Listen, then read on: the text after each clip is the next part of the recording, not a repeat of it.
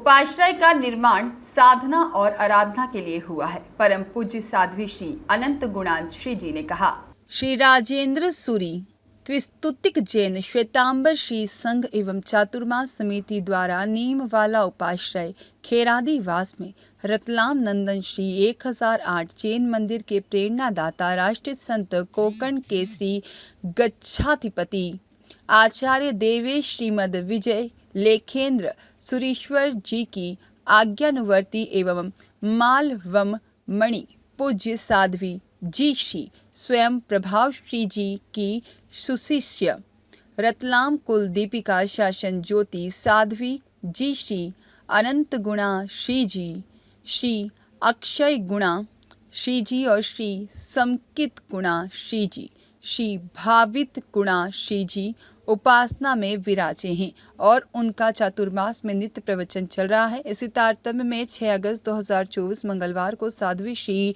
अनंत गुणा श्री जी ने अपने मंगल व्याख्यान में कहा कि कल मैंने आपको 10 राजकुमारों ने दीक्षा ली और मोक्ष प्राप्त किया और यहाँ तक सुनाया था। उसके आगे उन्होंने आज प्रवचन पूरा किया। लास्ट में आता है और वो रात को शयन किया, सोए और सोने के बाद में 14,000 साधु एक जाए एक आए, एक जाए एक आए। अब जाते जाते ऐसे एक बाथरूम करने के लिए जाए, एक क्या करने के लिए जाए और रात भर उनको सोने नहीं दिया। उन्होंने नहीं कि भाई राजकुमार है, राजा का बेटा है, दीक्षा लिए तो इसको अच्छे से संधारिया करो, सुलाओ ने, वो कोई बात नहीं दी। और उनके मन में इतना रात भर वो परेशान हो गए और जब वो परेशान हुए ना तो मन के अंदर विचारों में परिवर्तन आ जाता है। वो कहते अरे कल मैंने जब दीक्षा ली उसके पहले तो भगवान मैं कुमार करते थे और आज दीक्षा लेने के बाद में मेरे भाव भी नहीं पूछ रहे, मुझे कुछ पूछा नहीं, मेरा संतारा देखा नहीं। अब मेरे को तो सुबह उठूंगा और उठ करके ओगे पात्रे प्रभु को सुप्रत करके कहाँ चला जाऊंगा, कहाँ चला जाऊंगा, घर पे चला जाऊंगा। मुझे ये जो उपद्रव रात भर किया है, रात भर इन साधुओं ने परेशान किया है, ऐसी परेशानी में तो मैं जीवन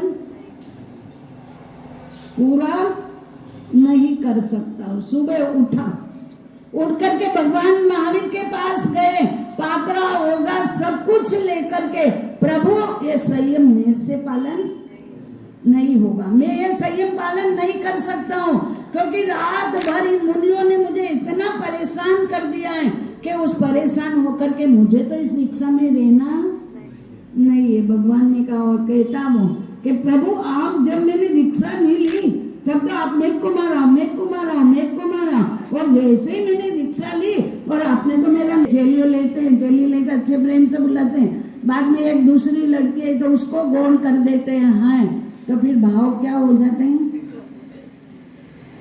भाव क्या हो जाते हैं, परिवर्तन हो जाते हैं। प्रभु ने उसको कहा भाई ठीक है, देखो होगा पात्र मुझे देना है तो दे दे, पर तू अपना पूर्व भाव दे। तेने पूर्व भाव में कितना सहन किया है, तू हाथी का भाव में था और अचानक आग लगी और वो ससला तेरे पैर के नीचे आ गया और उसको बचाने के लिए तेने रात भर क्या करा था, पैर अद्दर रखा था। इतना दुख तो तुझे यहाँ नहीं मिला ना। तो उसने सोचा, सोचते सोचते उसको जाति संग्रह ज्ञान हुआ और उसने सोचा कि वास्तव में वो जो तकलीफ थी, रात भर जो तकलीफ थी, वो तकलीफ तो यहाँ नहीं है क्योंकि तू रात भर पैर खड़ा रखा और जैसे रखने के लिए गया तो गिर गया और गिर करके तेरी मृत्यु हो गई और मृत्यु के बाद में तो कहाँ उत्पन्न हुआ, राजा सैनिक के घर उत्पन्न हुआ और तेने इतना कष्ट सहन किया है तो ये कष्ट क्या है। फिर प्रभु ने उसको समझा और समझा करके वापिस चारित्र के अंदर स्थिर करा है। तो पहले के युग के अंदर चाहे कोई भी बड़े से बड़ा और छोटे से छोटे दीक्षा लेता था तो क्रमशः वही चलता था। राज्य पालन करते करते उसके मन में विचार आया, ये राज्य तो मैं जिंदगी भर तक भी करूंगा तो कोई मुझे मना करने वाला नहीं है, तो उसने भी अपने भाई को राज दे दिया और दीक्षा ले ली। ऐसे करते करते कितने राजा और महाराजा ने वहां दीक्षा ले ली। और जो राजा थे वो मथुरा नगरी का, उन्होंने भोज वृष्टि को राज्य दे दिया और भोज वृष्टि को राज्य देने के बाद में उन्होंने संयम ले लिया और भोज वृष्टि के कितने पुत्र। राज लुनिया की रिपोर्ट। संत कदम धार्मिक चैनल देखें डिजियाना केबल के चैनल नंबर 625 पर।